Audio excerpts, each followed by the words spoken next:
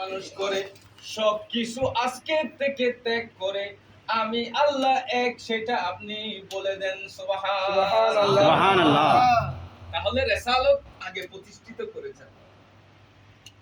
যদি আল্লাহ চাইলে নিজেও আমাদেরকে বলতে পারতেন। যদি আল্লাহ বলে দেয় তাহলে সেটা তো আর মানুষ থাকবে না। আমি যদি আল্লাহ যদি আমাকে বলে দেয় মুর্শিদ তুমি বলো আল্লাহ এক, তখন তো সে নবী হয়ে যাবে। বড় করে বলুন না সুবহানাল্লাহ। এইজন্য আল্লাহ সরাসরি বান্দার সাথে কথা বলে না, আল্লাহ যার সাথে কথা বলে সে রিসালাত পেয়ে যায়। বড় করে বলুন সুবহানাল্লাহ। এইজন্য আমার রাসূলের রিসালাতকে আগে প্রতিষ্ঠিত করে আল্লাহ পাক রব্বুল আলামিন ওয়াহদানিয়ত শিক্ষা দিয়েছেন মানুষকে। তাহলে এটাই হচ্ছে তাফসীর।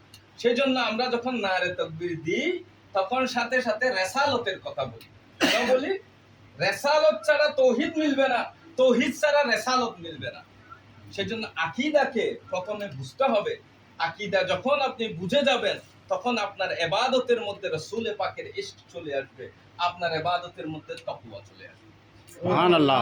সম্মানিত হাজিরিন, আমি কিছুক্ষণ আগে একটা আয়াতে কারিমা তেলাওয়াত করেছি। আমাদের আহলে সুন্নাত ওয়াল জামাতের মধ্যে আমরা যখন আপনাদের সামনে তাকরীর করি তাহলে মন গড়া কোনো তাকরীর করি না। এটা বাহরাইনে হোক, এটা বাংলাদেশের যে কোনো প্রান্তে হোক, সুন্নি উলামায়ে কেরাম যখন আপনাদের সামনে একটা তাকরীর পেশ করেন, ওই তাকরীর কোনোভাবে মন গড়া তাফসীর আমরা করি না। কারণ আল্লাহ বলতেছে খাতামাল্লাহু আলা কুলুবিহিম ওয়া আলা সামিহিম ওয়া আলা আবসারিহিম গিশাওয়াতুন ওয়া লাহুম আযাবুন আযীম। ও আর বান্দা, আমার বান্দারা, আমি তাদের, ইয়া রাসূলুল্লাহ, আপনি তাদেরকে যতই বুঝান, যতই কিছু করেন, তাদের অন্তরের মধ্যে গুমরাহি এমন ভাবে সওয়ার হয়ে গিয়েছে, তারা আপনি রাসূল তো দূরের কথা, আমি আল্লাহকেও তারা বিশ্বাস করবে না। বড় করে বলুন নাউযুবিল্লাহ। কেন করবে না?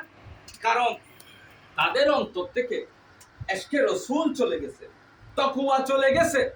তো তারা কি করে? ওয়াইজা খালাউ ইলা শায়াতিনিহিম, ইতারা গরে কি আরে সিটিং এ মানুষ আছে না, বেশি আছে না কম আছে? কম আছে। সব বলে। তারা যখন ওদের সাথে মিলিত হয়, কার সাথে? কাফেরদের সাথে মিলিত হয়।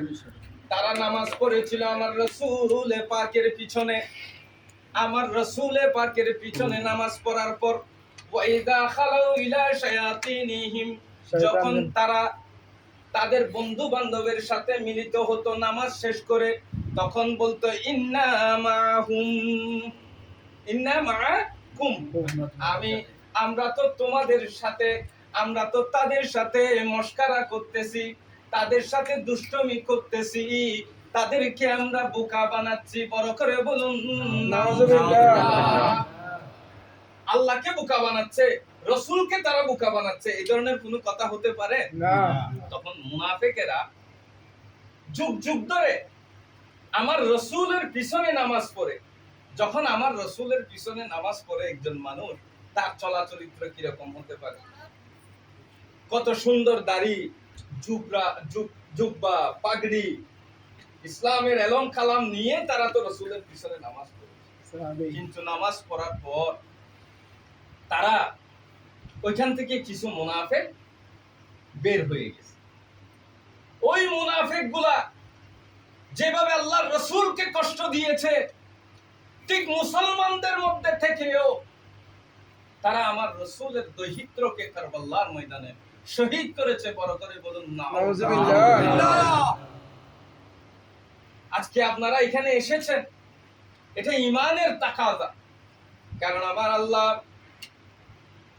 কোরআনের মধ্যে যেভাবে নামাজকে ফরজ করে দিয়েছেন, রোজাকে যেভাবে ফরজ করে দিয়েছেন, কুতিবা আলাইকুমুস সিয়াম বলে আপনাদেরকে যখন রোজা ফরজ করে দেওয়া হয়েছে, তখন আপনারা সবাই, বৃদ্ধ যুবক, যাদের যত শক্তি আছে যারা আল্লাহকে ভয় করে তারা সাথে সাথে যখন মুয়াজ্জিনের আজান হয়ে যায় তখন তারা তাদের আহারগুলা বন্ধ করে দেয় একমাত্র কার খুশির জন্য।